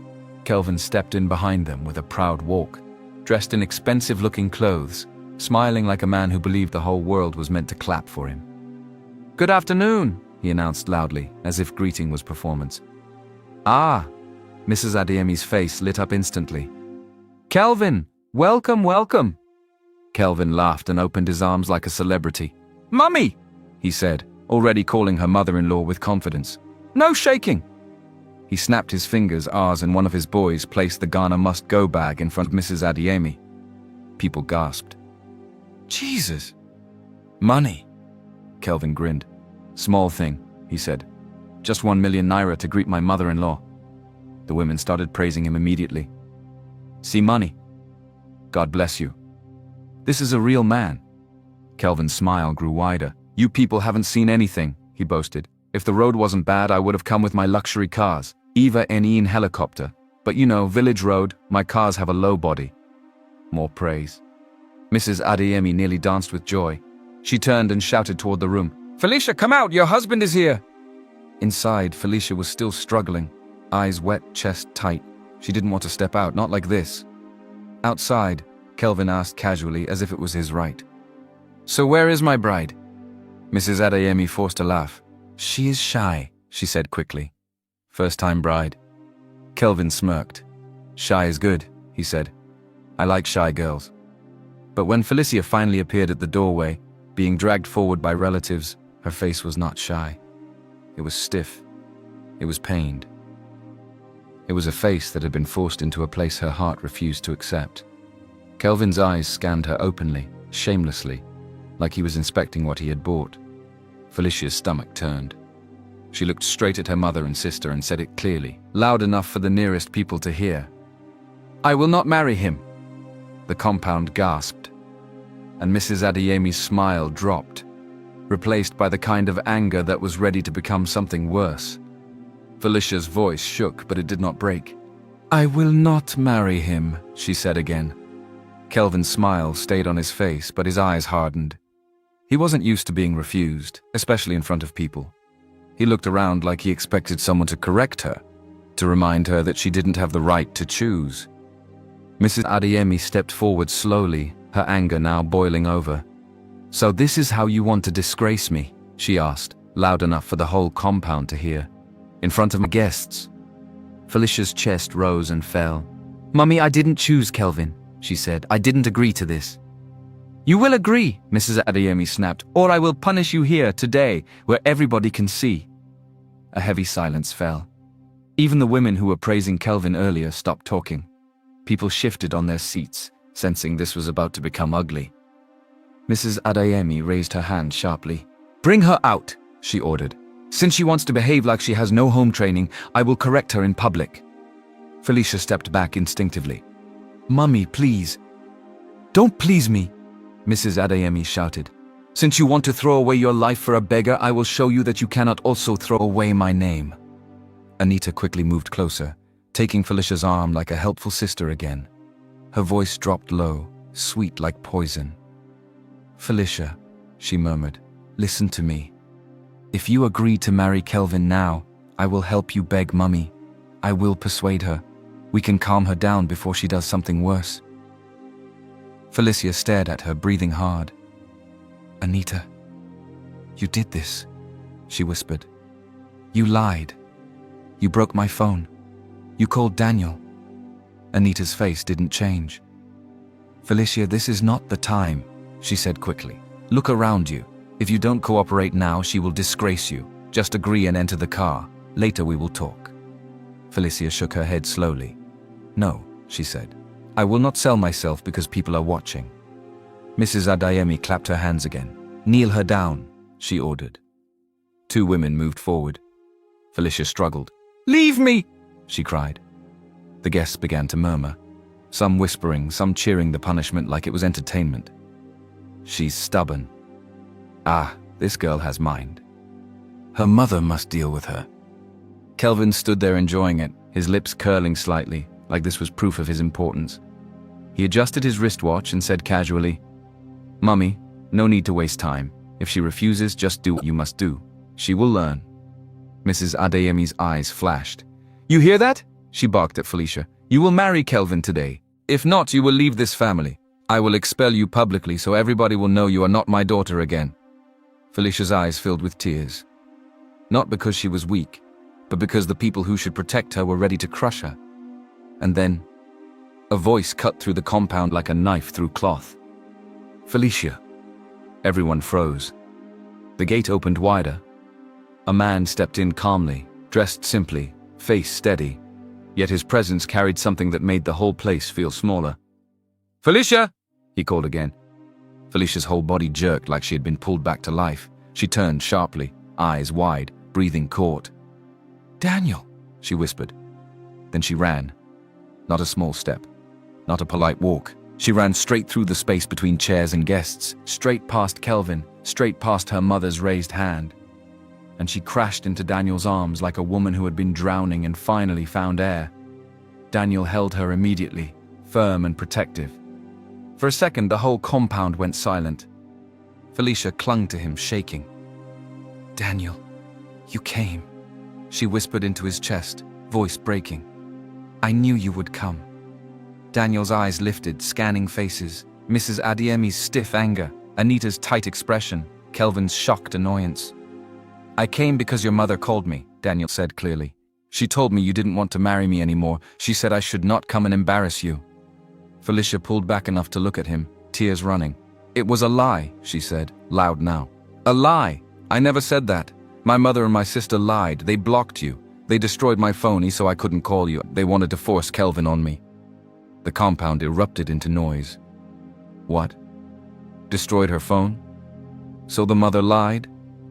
Is that true? Mrs. Adeyemi's face twisted. "Stop it," she shouted. "Yeah, you this stubborn girl. You want to frame us because your beggar has come?" Daniel didn't raise his voice. He simply held Felicia's hand and faced Mrs. Adeyemi with calm. Before anyone could push the argument further, a new voice entered from the gate. "Excuse me." Heads turned again. Jessica arrived. Not quietly, not humbly. She walked in with confidence, like she had come to watch a show she already knew the ending of. Cynthia was with her, and two other girls were trailing behind, eyes bright with gossip. Jessica's lips curved as she looked at Daniel. "Wow," she said, shaking her head. "So you still have the guts to show your face like this?" Felicia stiffened beside Daniel. Daniel didn't react. He just watched her.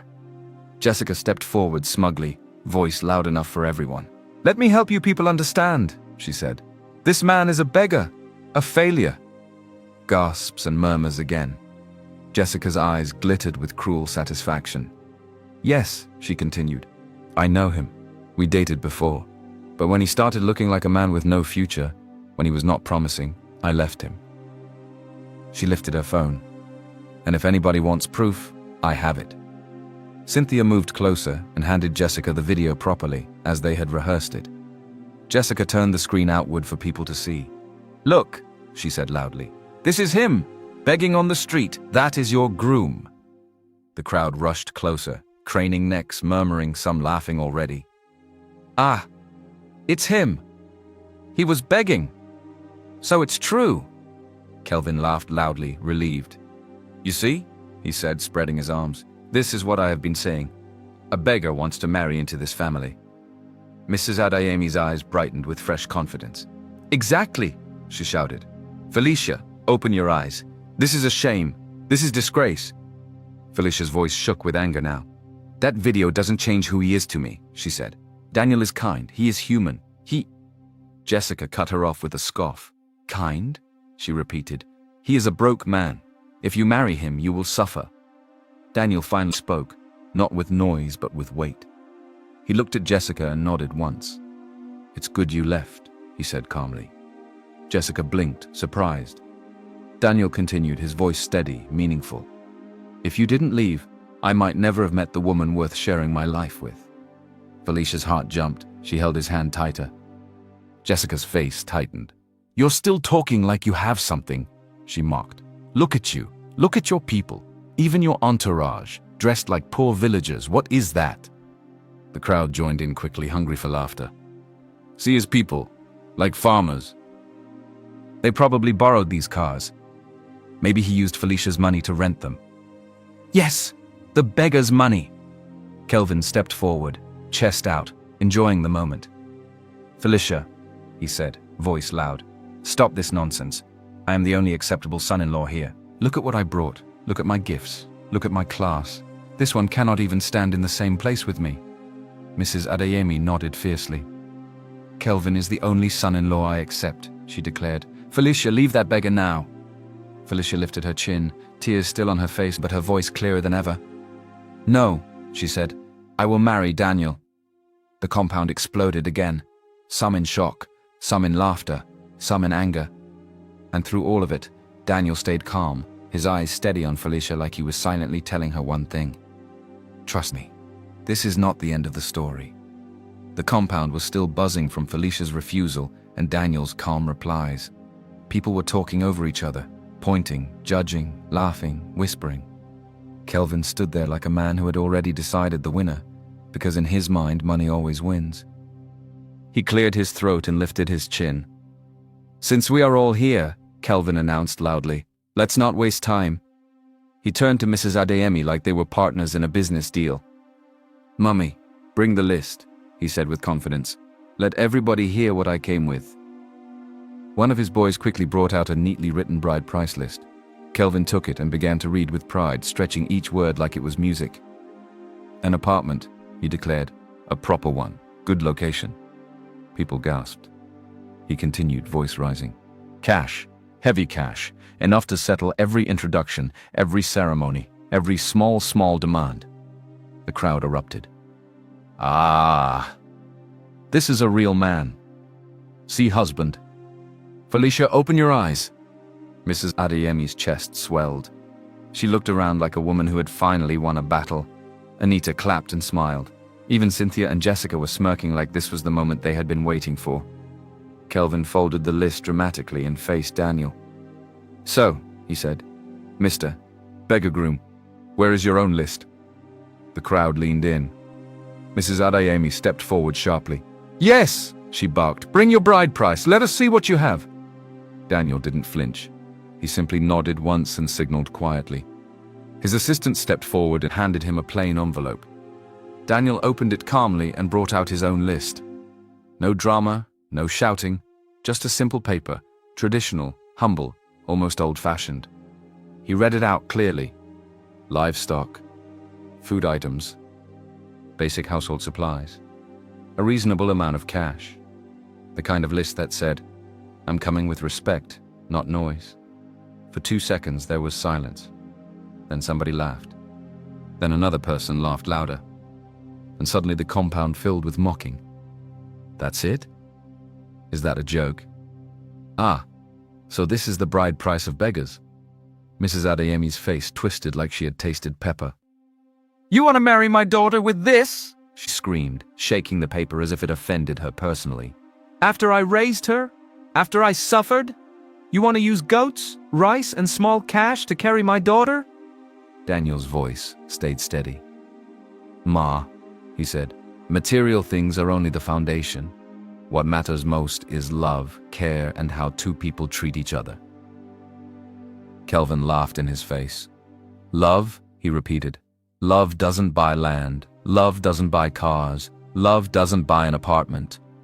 Felicia tightened her grip on Daniel's hand and spoke firmly. I don't care, she said. I'm willing to grow with him. I don't need a man to buy my life for me. I need a man who will stand with me. That statement alone shook some people, but Kelvin quickly drowned it with his voice. "Okay," he said, clapping once. "Let's do it like this, since you people like talking about love and humility." He stepped forward, eyes sharp. "My wedding car is expensive. My convoy outside is real. If you can bring a real convoy now, real cars, not borrowed nonsense, then I will leave." The crowd cheered because they believed this was the final nail. "Yes, tell him. Let him bring it. Where will he see the convoy?" Kelvin pointed at Daniel's friends, those men dressed simply, standing quietly. "Look at them," he mocked.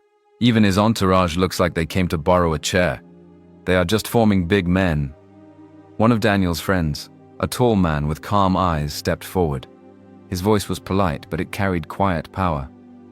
"Chairman," he said respectfully to Daniel, "may I show them what we are capable of?" The compound went silent again. People turned to look. Kelvin snorted. "See acting," he muttered. Daniel's gaze stayed calm. "Do it," he said simply. "But don't scare the locals." The man nodded once. Then he took out his phone. He made one short call. No shouting, no begging, just one controlled sentence. And he ended the call. Kelvin burst into laughter. "That's it?" he shouted.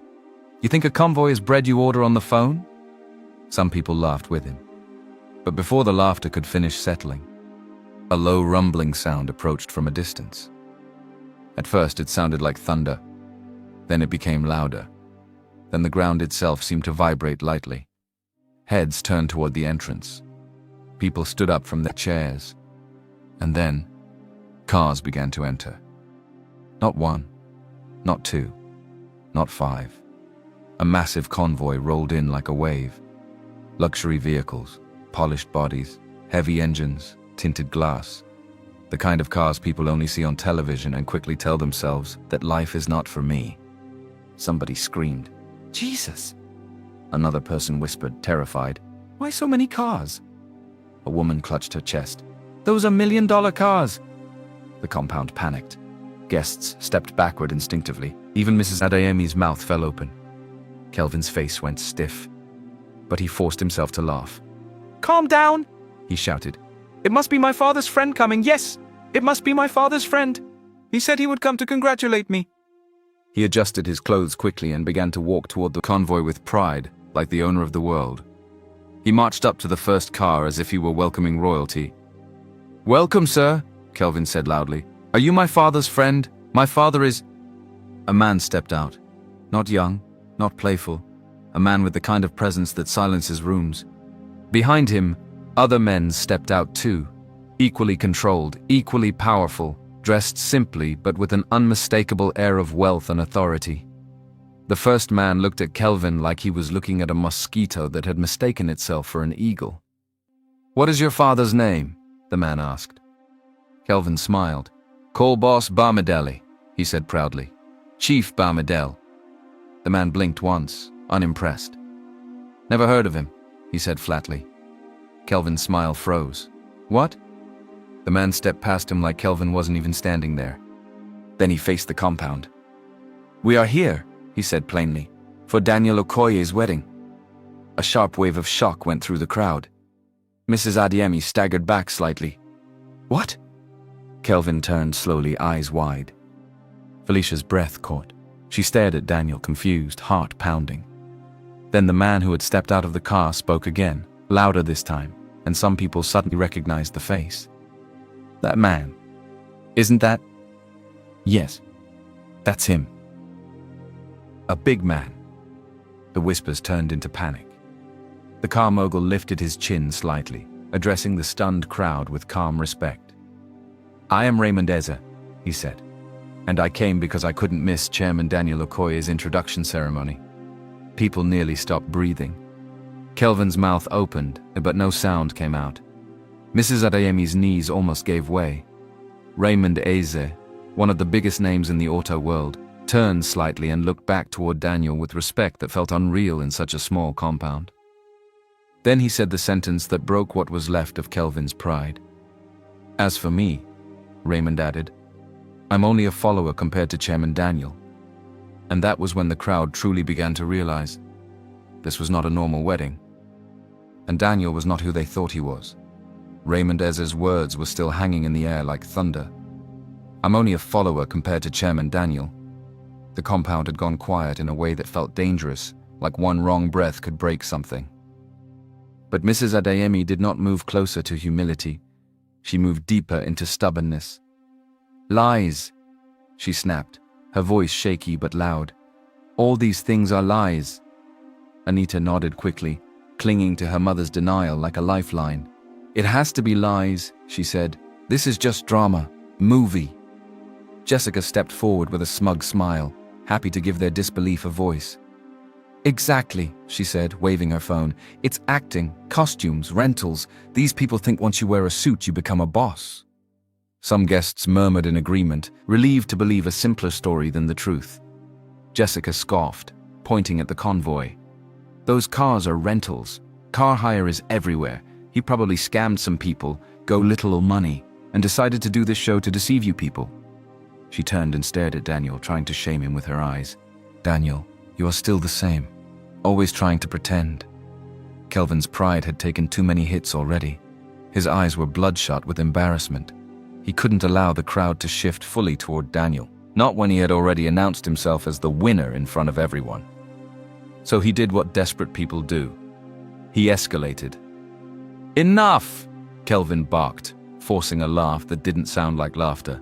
He turned sharply toward one of his boys. Call him now, he commanded. Call my connection. A few seconds later, another car pulled into the compound. Less flashy than the luxury convoy, but it carried confidence of a different kind. A man stepped out, dressed in corporate clothing, moving like he owned the ground. He walked straight to Kelvin, nodded once, then faced the crowd. My name is Samson Ume, he announced, a senior executive in Dream Chasing Group. People gasped again. Mrs. Adeyemi's eyes lit up. Anita smiled. Jessica's lips curled. Kelvin pointed at Felicia like he was reporting a criminal. This girl, he said, is supporting this beggar and disrupting my wedding. She claims she works at Dream Chasing Group. Samson Umair turned to Felicia with a cold stare. You, he said sharply. You're to recruit, right? Felicia's heart beat hard, but she didn't step back. Yes, she said. He nodded like a judge. You're still on probation, he said, voice loud. You haven't even passed your first stage, and you're here embarrassing yourself, supporting nonsense, supporting imposters. Felicia's eyes widened. Sir? Don't sir me, Samson cut in. I can fire you right here, right now. You want to act brave? Let me show you what corporate power looks like. The compound buzzed again. Kelvin lifted his chin like victory had returned to him. But Felicia, shaken as she was, didn't move. She was shocked by everything happening, yes. Her hands were trembling slightly. But she stood. Because even now, the only thing she knew for sure was this. She had chosen Daniel when she thought he was nothing. And he refused to let fear make her betray that choice. I'm not supporting injustice, Felicia said clearly. I'm not disrespecting anyone, I'm only saying what is right. Samson laughed without humor. Right, he repeated. You're teaching me, right? Felicia swallowed, then continued anyway. Dream Chasing Group has policies, she said. Fair policies. That is why I wanted to work there. I've never met the chairman, but I know the company is known for fairness. The chairman is said to be upright. He would never support corruption or bullying. Samson's face hardened. So because you heard stories, you think you can talk anyhow? Felicia lifted her chin. I'm saying I won't kneel to corruption, she replied. Fire me if you want, but I won't lie. Mrs. Adeyemi suddenly rushed forward, panic replacing pride. Sir, please, she begged Samson. She's young, she doesn't understand. Please don't ruin her job, please. Felicia turned quickly. Mummy, don't beg him, she said, voice tight. I didn't do anything wrong. Samson raised his hand, enjoying the power. I will fire you publicly, he declared, so that everyone will learn a lesson. He took out his phone like he was about to make a call. And that was when Daniel finally stepped forward. Not rushing, not shouting wildly. Just one step, calm, controlled. How dare you fire her? The words were quiet, but they landed like a slap. Samson paused mid-action. The compound froze. Even Kelvin's face went still. Samson turned sharply. Who are you to question me? He snapped. Daniel looked at him for one long second, then said, Because you don't have that right. Silence. Then a nervous laugh from someone in the crowd. Ha! See him. But the laugh died quickly, because Daniel's assistant stepped forward with a slim file. Daniel collected it, opened it, and held it up. He didn't need to shout. He didn't need to beg anyone to believe. He simply presented what could not be argued with: documents, authorizations, company seal, identity verification, and a profile that matched what everybody in the corporate world already knew, even if they had never seen the face of the man behind it. The air shifted. Samson's mouth opened slightly. Raymond, Eza, and the other tycoons stood quietly behind Daniel, watching. Samson's confidence cracked. Someone whispered, "No." Someone else whispered, "Is it?" And then it burst out. "Chairman? Is that the chairman? The founder?" Kelvin staggered back like someone had punched him in the chest. Mrs. Adeyemi's eyes rolled slightly, as if her brain refused to accept what it was seeing. Anita's lips trembled. Jessica's face went pale. Felicia stood frozen, her eyes locked on Daniel's face like she was seeing him for the first time, and yet somehow still seeing the same man. Samson's knees almost buckled. "Chairman," he stammered, voice suddenly small. I didn't know you were here." Daniel's eyes stayed cold. "Of course you didn't," he said. "Because if you knew, you wouldn't be behaving like a king among staff." Samson swallowed hard. "I was only trying to protect the company's reputation." Daniel cut him off. "You protect the company by abusing employees, by threatening people with firing like it's food you share?" Samson's lips shook. "Chairman, please." Daniel's voice hardened. "You like firing people," he said. "So let's do it properly." He looked at his assistant. "Prepare his resignation paperwork immediately." Samson's face collapsed. "No, Chairman, please." Daniel didn't blink. "You're fired," he said simply. "You will submit your resignation today. If you refuse, it will be announced publicly, and your career will end in this industry." Samson's body went weak. He nodded rapidly. Yes, Chairman." Then Daniel turned to Felicia. The whole compound held its breath. He reached for her hand, slowly, gently, and held it in his. Felicia was speechless. Her throat tightened. Tears gathered again, but this time, they weren't only pain. They were shocked and relief, and the strange feeling of realizing your kindness has been seen. Daniel raised her hand slightly. "From this moment," he announced, "Felicia Adeyemi is the vice president of Dream Chasing Group." The compound erupted. "What? Vice president?" Just like that? Mrs. Adeyemi nearly collapsed. Anita looked like she might faint. Kelvin's face twisted in disbelief and shame. Jessica's eyes widened as if her soul had left her body. Felicia stared at Daniel, barely breathing. "Daniel," she whispered. His eyes softened for the first time since he stepped forward. "I owe you an apology," he said quietly, "for deceiving you." Felicia's lips parted, but no words came out. Daniel inhaled, then reached into his pocket and brought out a small box. He opened it. A diamond ring caught the light. A hush fell again, heavy, sacred. Daniel faced Felicia fully.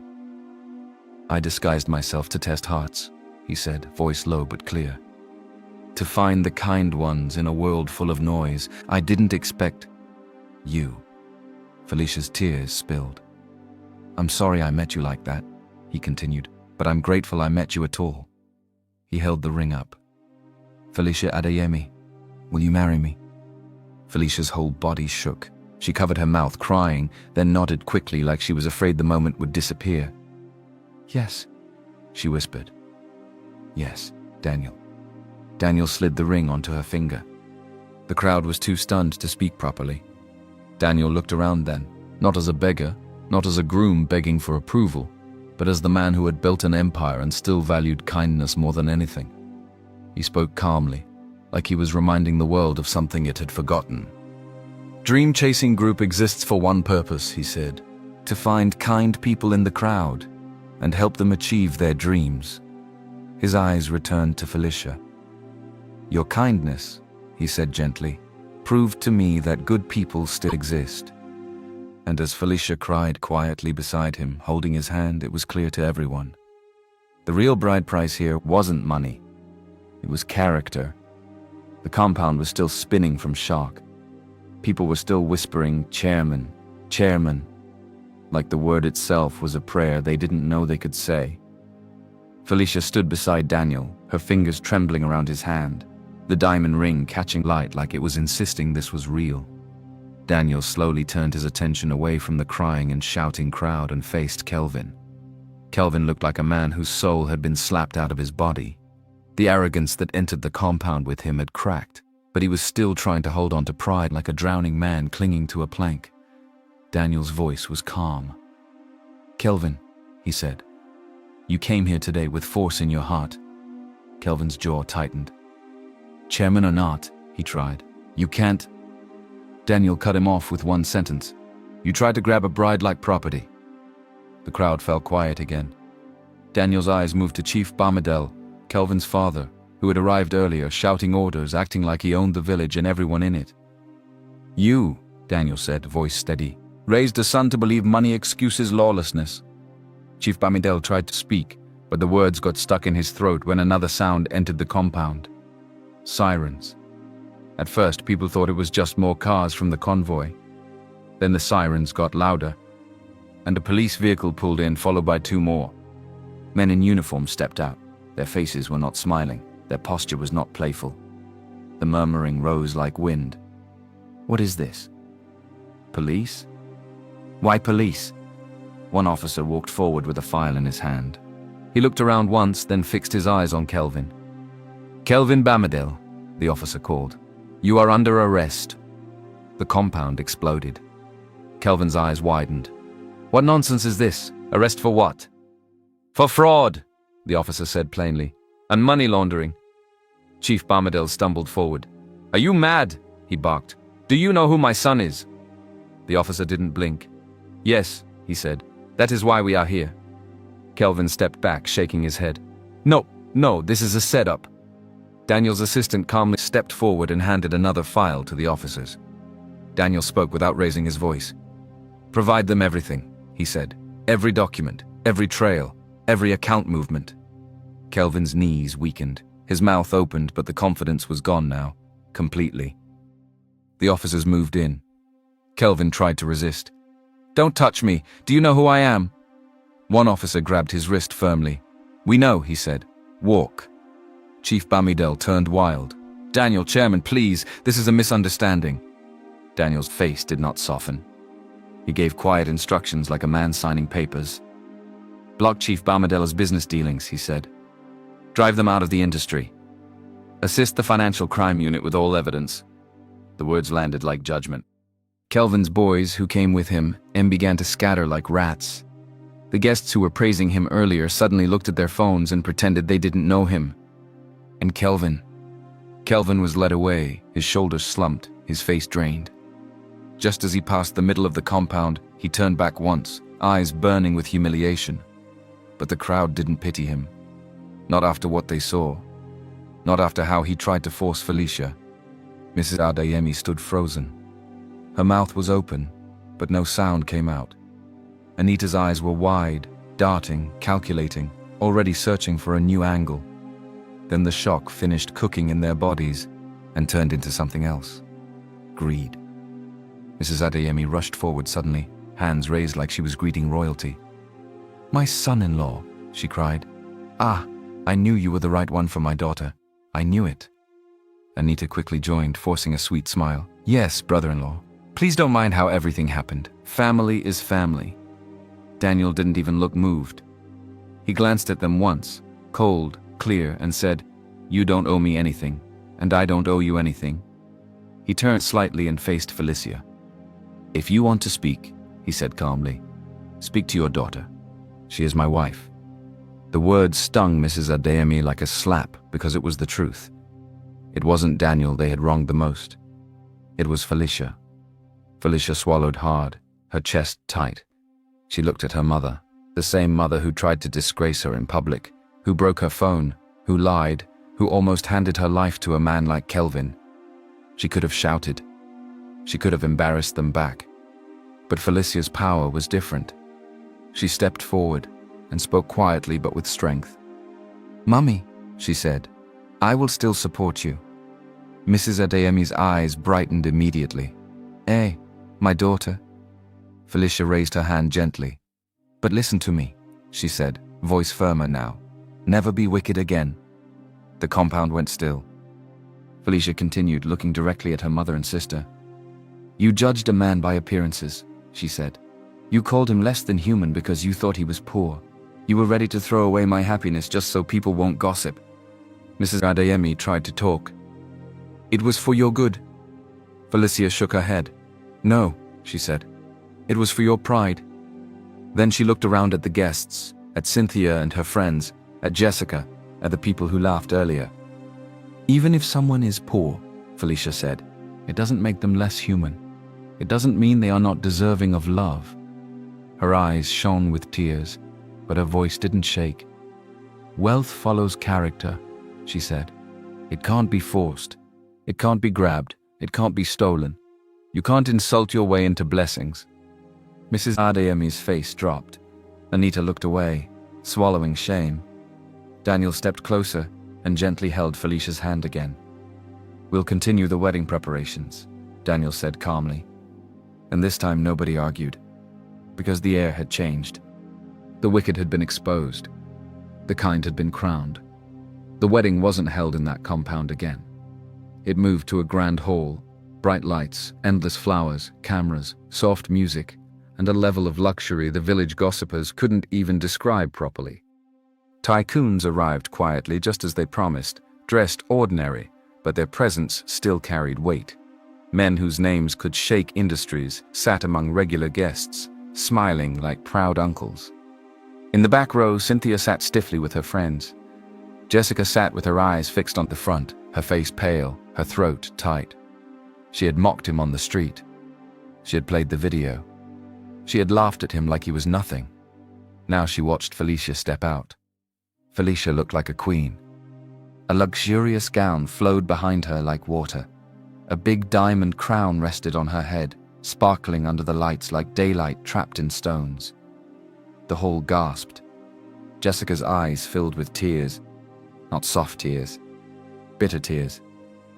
The kind of tears that come when you finally understand the weight of what you threw away.